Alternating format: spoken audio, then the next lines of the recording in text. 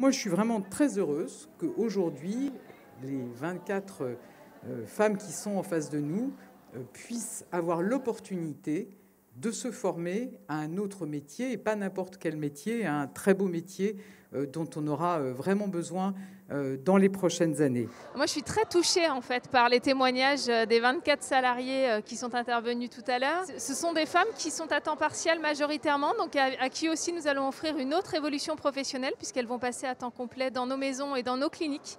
Donc c'est un projet qui me touche doublement, à la fois pour leur permettre une autre évolution professionnelle sur un métier en CDI à temps complet dans nos maisons, mais aussi parce qu'elles ont déjà la motivation et le cœur pour pouvoir s'occuper de ces personnes fragilisées chez nous. Aujourd'hui, je travaille chez Richebourg dans le secteur du ménage. Je suis venue aujourd'hui ici pour découvrir les formations d'aide-soignante. Et après ça, j'ai un peu d'espérance. Je pense que je suis capable et je suis confiante que je vais réussir. C'est le premier projet en France de mobilité volontaire sécurisée porté dans le cadre du dispositif Transition collective avec une entreprise source et une entreprise qui recrute. Les métiers de la santé du grand âge, c'est au moins 500 000 recrutements d'ici 2025.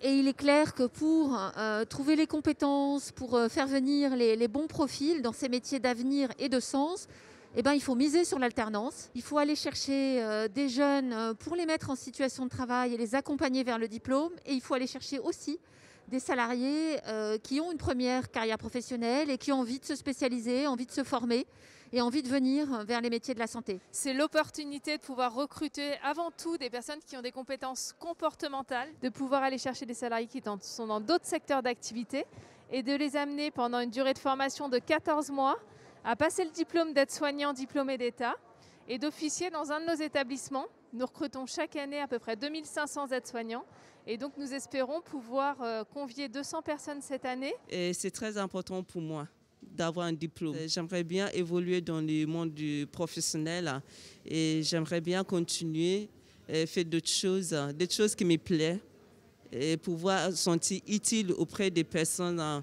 qui ont besoin. On met en place des sas d'évaluation, d'orientation pour permettre aux personnes de réfléchir à leur projet professionnel dans le secteur pendant 5 jours. Que les personnes puissent avoir ce temps en fait pour se recentrer sur leur projet professionnel.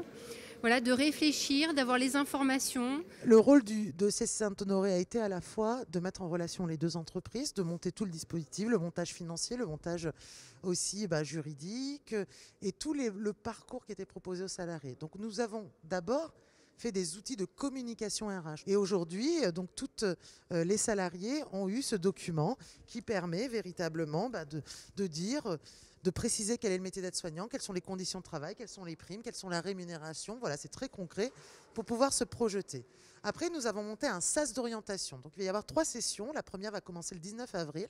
Pendant 5 jours, on va tester leur appétence vers ces métiers. Elles vont partir pour un parcours de formation de 14 mois au sein du groupe Corian, qui alterne de la formation en situation de travail, de la formation en institut de formation d'aide-soignants, de la formation pratique sur place, voilà, avec un tuteur de chez Corian qui leur sera dédié. C'est un métier auquel j'ai toujours tenu en fait. Et aujourd'hui, c'est une bonne opportunité pour moi aussi. Je suis très contente de participer.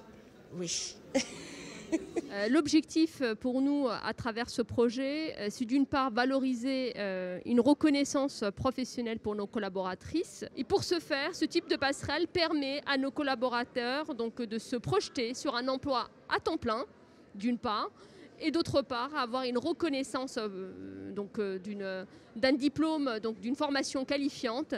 Et enfin, ça leur permet surtout d'être dans un secteur extrêmement porteur, le secteur de la santé. Donc quand il y a une motivation, quand il y a une envie, il y a peu de chances pour que ça échoue et ça va bien fonctionner. Mais si jamais, pour quelle que soit la raison, une personne souhaitait peut-être moins s'engager ou rester avec nous, bien sûr qu'elle est toujours la bienvenue puisque son contrat de travail est maintenu avec le groupe de Richebourg. C'est deux bonnes solutions en fait. C'est une première bonne solution qui est d'offrir à une collaboratrice peut-être un métier différent. Et c'est une deuxième solution aussi, qui serait aussi une très bonne possibilité pour elles, c'est de rester avec nous, bien sûr. Donc du coup, il n'y a pas de risque pour nos collaboratrices. Oui, ce sont des métiers qui peuvent aussi mener à d'autres métiers, qu'il y aura des passerelles possibles et des évolutions de carrière possibles. Donc tout ça est intéressant. Et je voudrais saluer tous les acteurs qui ont permis ces avancées ce matin.